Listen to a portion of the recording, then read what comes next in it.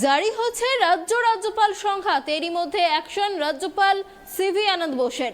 সংঘাতের এই আবহের মধ্যেই ফের অস্থায়ী উপাচার্য নিয়োগ আনন্দ বোসের।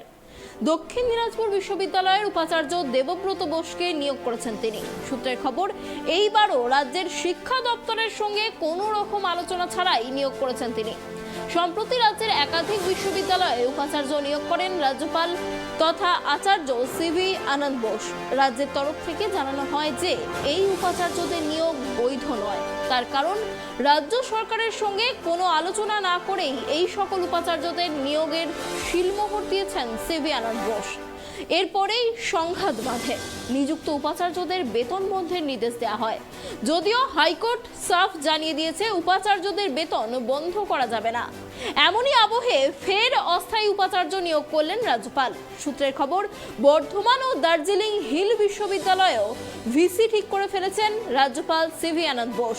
জল্পনায় উঠে আসছে বিবরাজ পারিদা ও রথিন বন্দ্যোপাধ্যায়ের নাম।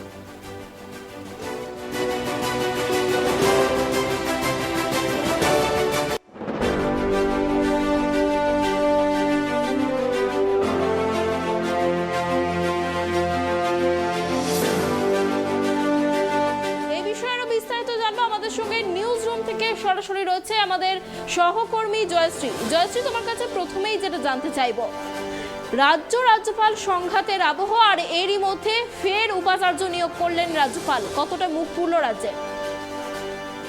জানাতে চাইবো, একের পর এক বিশ্ববিদ্যালয়ের উপাচার্য নিয়োগ নিয়েই রাজ্য এবং রাজ্যপালের একটা সংঘাত তৈরি হয়েছে। এই আবহে ইতিমধ্যেই শিলমোহর দিয়েছে রাজ্যপালকে আদালত। জানিয়ে দিয়েছে যে রাজ্যপাল যে নিয়োগটা করেছেন সেটা একেবারেই বৈধ। ফলে এক্ষেত্রে রাজ্য সরকারের যে ভূমিকা সেটা কোনো ভূমিকা নিতে পারছে না। তার কারণ হচ্ছে শিক্ষা দপ্তরকে একেবারে একপাশে সরিয়ে রেখে একের পর এক নিয়োগ করে চলেছেন রাজ্যপাল ডক্টর সিভি আনন্দ বোস। যেমনটা তুমি বলছিলে এবং যেমনটা আমরা জানি, আমরা আমাদের দর্শকদেরকে জানাতে চাইবো, ইতিমধ্যে অস্থায়ী উপাচার্য নিয়োগ করলেন রাজ্যপাল ডক্টর সিভি আনন্দ বোস। দক্ষিণ দিনাজপুর বিশ্ববিদ্যালয়ের উপাচার্য দেবব্রত বোসকে নিয়োগ করা হয়েছে। এরই মাঝে আদালত আরও একটা রায় দিয়েছে, যেখানে আমরা জানি যে উপাচার্য নিয়োগ যখন করছে সেখানে একটা বেতনের ব্যাপারটা ছিল। তো সেক্ষেত্রে রাজ্যপালের নিয়োগ যে বৈধ এবং এই যে বেতন, সেই বেতনটা কিন্তু দিতে হবে। এই কলকাতা হাইকোর্টে যে মামলা দায়ের করা হয়েছিল, এর পাশাপাশি আরেকটা বিষয় তোমাকে জানিয়ে রাখতে চাইব। রাজ্যের একাধিক বিশ্ববিদ্যালয়ে উপাচার্য নিয়োগের যে ব্যাপারটা হয়েছিল উত্তরবঙ্গের ক্ষেত্রে একাধিক উপাচার্যের সঙ্গে কিন্তু ইতিমধ্যেই বৈঠক করে নিয়েছেন রাজ্যপাল ডক্টর সিভি আনন্দ বোস। উত্তরবঙ্গের বিশ্ববিদ্যালয়ে যিনি অন্তর্বর্তী উপাচার্য যিনি ছিলেন ওম প্রকাশ মিশ্র, তার বিরুদ্ধে একটা তদন্তের নির্দেশ দেওয়া হয়েছিল। সেখানে উপাচার্য নিয়োগ করেই চলেছেন তিনি। এর মধ্যে কিন্তু সংঘাত এখনও বন্ধ হয়নি রাজ্যপালের, যেখানে উপাচার্যদের বেতন বন্ধ করে দেওয়ার একটা ব্যাপার ছিল নিযুক্ত উপাচার্যদের। তা নিয়ে কলকাতা হাইকোর্টে একটা মামলা দায়ের হয়েছিল, যেখানে রাজ্যপালের নিয়োগকে বৈধ বলা হয়েছে এবং উপাচার্যের। আসবো তোমার কাছে, সঙ্গে থাকো। কিন্তু এই মুহূর্তে যে আরো একটি বড় খবরের দিকে চোখ রাখবো, প্রেস সচিবকে সরিয়ে দিলেন রাজ্যপাল সিভি আনন্দ বোস। যেমনটা জানা যাচ্ছে, প্রেস সচিব শেখর বন্দ্যোপাধ্যায়কে সরিয়ে দিলেন রাজ্যপাল। এর আগে রাজ্যপাল তার প্রধান সচিব নন্দিনী চক্রবর্তীকে সরিয়ে দিয়েছিলেন। নবান্নের সঙ্গে কোনো কথা না বলেই তাকে সরিয়ে দেওয়া হয়েছিল। এবার প্রেস সচিব শেখর বন্দ্যোপাধ্যায়কে সরিয়ে দিলেন রাজ্যপাল সিভি আনন্দ বোস। তো এই বিষয়েরও বিস্তারিত কথা বলবো। আমাদের সঙ্গে সরাসরি রয়েছে আমাদের প্রতিনিধি রাজীব। দেখো, যেমনটা জানা যাচ্ছে যে প্রেস সচিব শেখর বন্দ্যোপাধ্যায়কে সরিয়ে দিলেন রাজ্যপাল।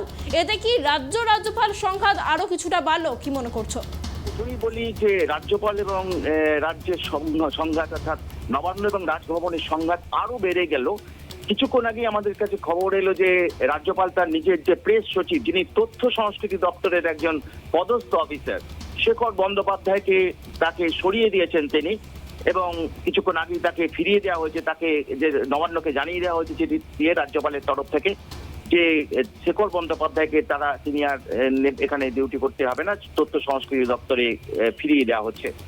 এবং এর আগে বলে রাখি যে জানো যে গত ফেব্রুয়ারি মাসে ঠিক একইভাবেই কিন্তু তার প্রধান যে সচিব নন্দিনী চক্রবর্তী, যিনি বেশ কয়েকদিন ধরে ওখানে রাজ্যপালের সঙ্গে কাজ করেছিলেন, এবং তাকে আমরা দেখেছিলাম যখন রাজ্যপাল অ আ ক খ হাতে খড়ি অনুষ্ঠানে তিনি মূলত প্রধান কারিগর ছিলেন, তিনি সমস্ত অ্যারেঞ্জমেন্টের দায়িত্বে ছিলেন।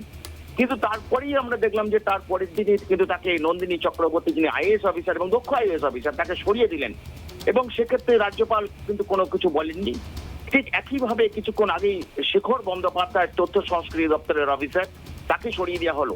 আমাদের কাছে যে খবর ছিল যে রাজ্যপাল যখন তথ্য সংস্কৃতি দপ্তরে অফিসারকে চেয়েছিলেন, অর্থাৎ তার কাজটা কিন্তু সাংবাদিকদের সঙ্গে যোগাযোগ রাখা, মিডিয়ার সঙ্গে যোগাযোগ রাখা, তিনি আমাদের সঙ্গে যোগাযোগ রাখতেন। এবং আমরা যেটুকু জানতে পেরে, তো যখন তাকে নিয়োগ করা হয়, রাজ্যপাল রাজ্য সরকারের কাছ থেকে তথ্য সংস্কৃতি দপ্তরের সচিবের কাছে তিনি যে নাম চেয়েছিলেন এবং 3টে নাম পাঠানো হয়েছিল তৎকালীন তথ্য সংস্কৃতি দপ্তরের কাছ থেকে, এবং সেখান থেকে রাজ্যপালই কিন্তু তাকে শেখর বন্দ্যোপাধ্যায়কে সিলেক্ট করেছিলেন এবং তারপরেই তিনি তার দায়িত্বে, রাজভবনের দায়িত্বে, প্রেস সচিবের দায়িত্বে ছিলেন। তো কিছুক্ষণ আগেই এটা মনে করা হচ্ছে যে মূলত যে মনে করছেন যে আমাদের যেটা সন্দেহ, যেটা বিভিন্ন ভাবে আমরা জানতে পারছি, যে রাজ্যপাল এই যে বিভিন্ন জায়গায় যাচ্ছেন, অনেক খবর, রাজভবনের খবর হয়তো চলে যাচ্ছে নবান্নের কাছে, এই ধরনের একটা অভিযোগ হচ্ছে তার বিরুদ্ধে, এর আগেও হয়েছে। তো জানো যে পঞ্চায়েত বিভিন্ন বিষয় নিয়ে, বিশেষ করে শিক্ষা ব্যবস্থা বা রাজ্যের পরিস্থিতি, বিভিন্ন বিষয় নিয়ে রাজভবনের সঙ্গে ডক্টর সিভি আনন্দ বোসের সঙ্গে আমাদের নবান্নের একটা সংঘাত আবহাওয়া রয়েছে। এর আগে উপাচার্যদের নিয়োগ নিয়েও জানো যে রীতিমতো একটা খুব খারাপ সম্পর্ক হয়েছে রাজভবনের সঙ্গে, এবং সেখানে যখন এখানে রাজ্যপাল যখন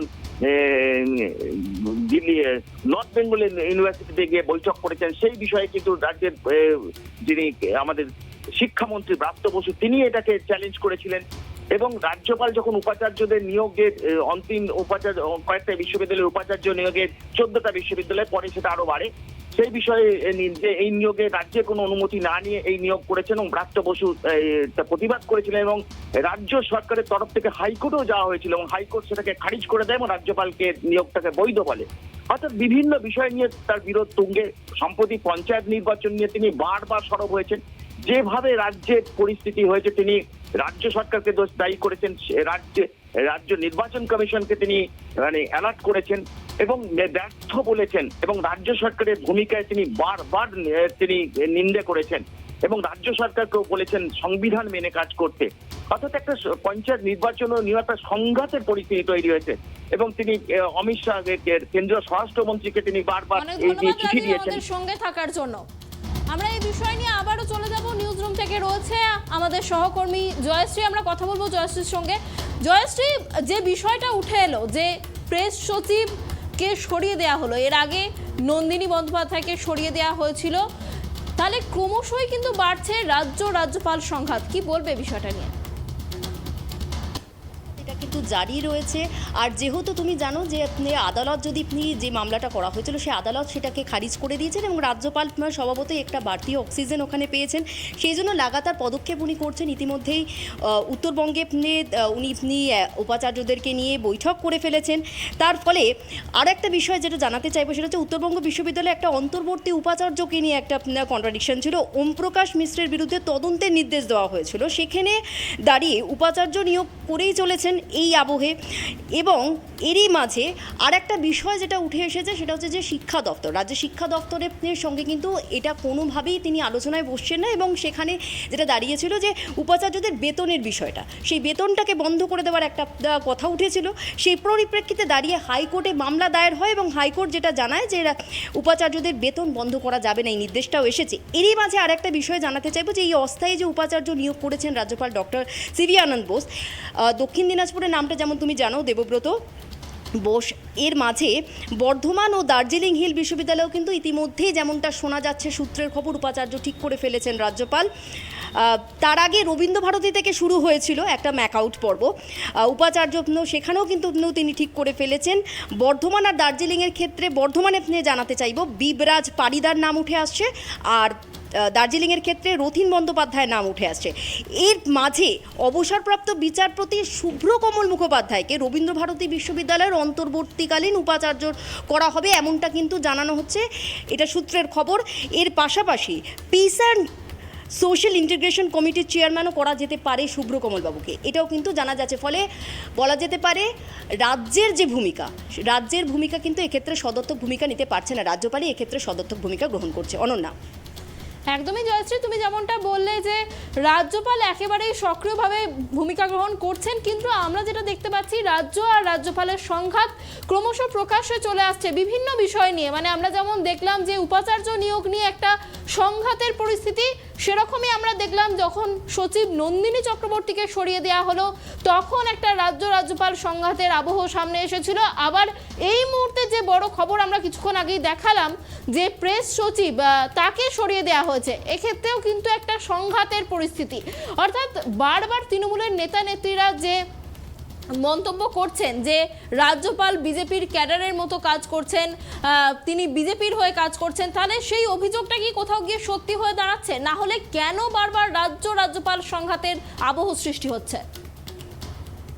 তুমি বলছো সেটা একেবারে নেই, এটা রাজনৈতিক মহলের একাংশের দাবি যে প্রথম দিকে যখন তুমি জানো যে প্রথম দিকে যখন সম্পর্কটা তৈরি হয়েছিল, একটা বন্ধুত্বপূর্ণ সম্পর্ক তৈরি হয়েছে, যেখানে আমরা দেখেছিলাম যে রাজ্যপাল নিজে উদ্যোগ নিয়েছিলেন, নিজে শিখতে চেয়েছিলেন বাংলা ভাষাটাকে, কিন্তু ওই একাত্মতা কোথায় গিয়ে দিনের পর দিন দেখা যাচ্ছে যে এই বন্ধুত্ব সম্পর্কে একটা চিড় ধরে যাচ্ছে। কেন কি প্রত্যেকটা বিষয়ে যখন রাজ্যে আজকে শিক্ষা ব্যবস্থা থেকে শুরু করে প্রশাসনিক যে কোনো ব্যবস্থাপনা, সেক্ষেত্রে দেখা যাচ্ছে রাজ্যপাল কোনো না কোনো ক্ষেত্রে একটা বিতর্ক তৈরি করার সৃষ্টি করছেন। এবং শুধু তাই নয়, এই যে ভুল বা বিতর্ক, সেটা সঠিক আলোচনায় না গিয়ে দেখা যাচ্ছে যে এটা বিতর্কিত একটা আলোচনা সৃষ্টি হচ্ছে। সেক্ষেত্রে কিন্তু এক্ষেত্রে বিরোধীদেরকে বলা যেতে পারে বিরোধীরা এক্ষেত্রে অনেকটা সুবিধা পেয়ে যাচ্ছেন।